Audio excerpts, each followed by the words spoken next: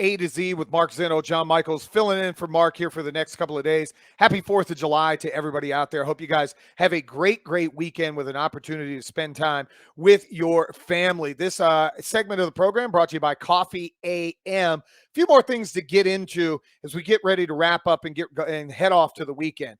I think, and to kind of finish up what we were doing right there, I think Georgia Tech will be okay in college football, but it is an arms race right now.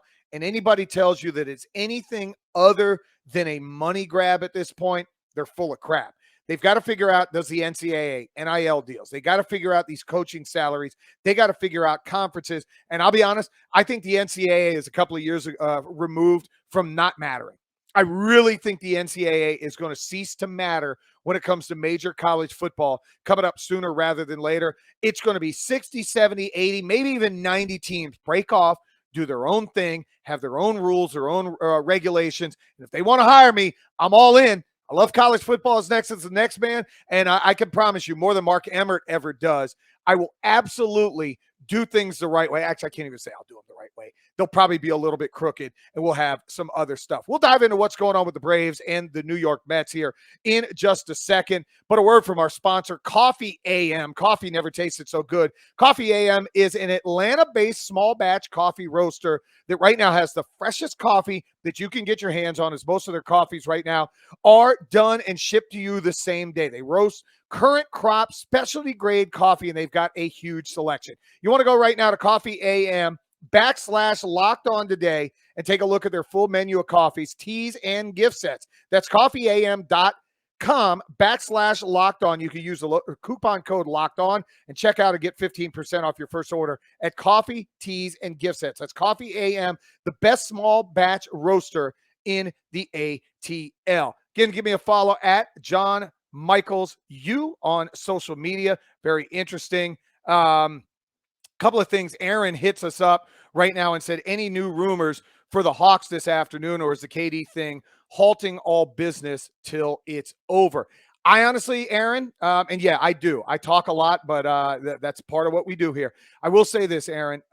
Honestly, I think all business in the NBA is out until you have the Kevin Durant situation taken care of. And the reason I say that, anybody that has called the Brooklyn Nets about anything that's going on with Kevin Durant, when they're calling about Kevin Durant, it's pretty simple. They want to know, are you in or you're out? So if you're in the Kevin Durant deal right about now and you're trying to figure out, are you going to have a chance at Kevin Durant, you don't make any moves until Kevin Durant is situated. So we'll see how that continues to play out. But I think a lot of things are on hold. I think the Hawks potentially could make a move with John Collins after Kevin Durant has a team. Right now, I'll be honest, I am all for Kevin Durant coming to Atlanta. I said in the first segment of this podcast, I would absolutely have him come around, but we'll see. I'd like to keep John Collins as well because you put some things together. I love the fact that the New York Mets are metting. I love it. Love the fact the New York Mets are metting. There was a video, what is it, Barstool, the Stoolies, whoever it was, they were having a game watch the other day where the New York Mets had lost to the Houston Astros. They lose to the Astros 2-0. They get swept 4 games there. And these people, when I say these people, meaning Mets fans, are having an absolute meltdown. I mean, a complete meltdown of epic variety. And one of the guys, he starts screaming, but the Braves will never lose. The Braves will never lose. Well, the Braves had one of those record months, 21 wins in the month of June, which was a ton of fun. Ton of fun. But you have a situation playing out right now that I don't necessarily like. Ian Anderson's supposed to be your number 3 starter right now for the Atlanta Braves. He's not any longer. I would argue right now that Ian Anderson is probably a guy that's better situated as a 4 or a 5. He gets bombed last night by the Philadelphia Phillies. Couldn't get out, he gets out of the second inning, but 7 earned allowed. And it seems like they're sitting on his changeup quite a bit where he's not fooling anybody. And it leads to some interesting conversation as you get closer to the All-Star break and the potential that a guy like Mike Soroka is going to be coming back. And we were talking about Mike today on 680 The Fan. Probably not going to be back until early August. And quite frankly, you literally have no earthly idea what you're getting with Mike Soroka. You just don't. You're talking about multiple Achilles injuries. We have no idea how effective he's going to be. The arm is fine, but you're talking about the plant leg, the push leg for his Achilles. What do you get back?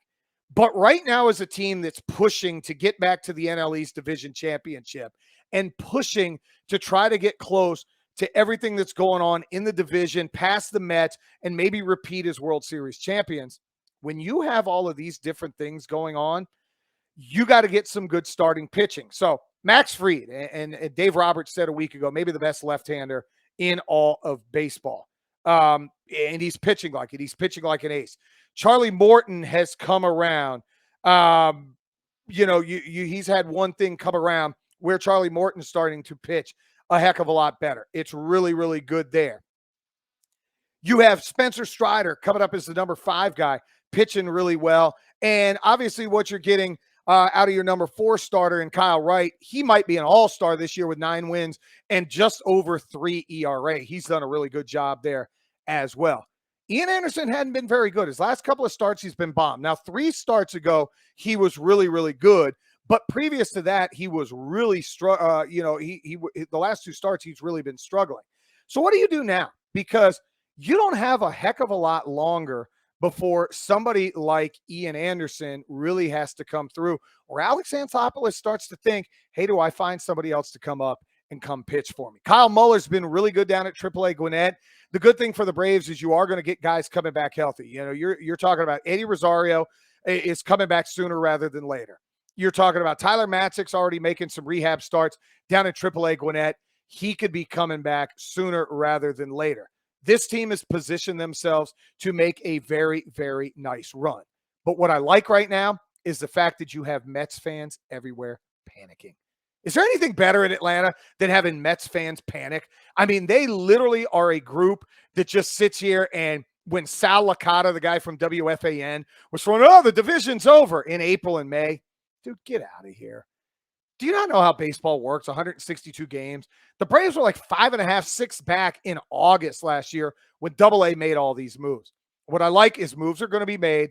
You're going to have some things play out here where this team continues to climb. You got games against the Reds coming up, a weekend set, and you play the Cardinals, good baseball team, but I think the Braves are positioning themselves to really get rolling.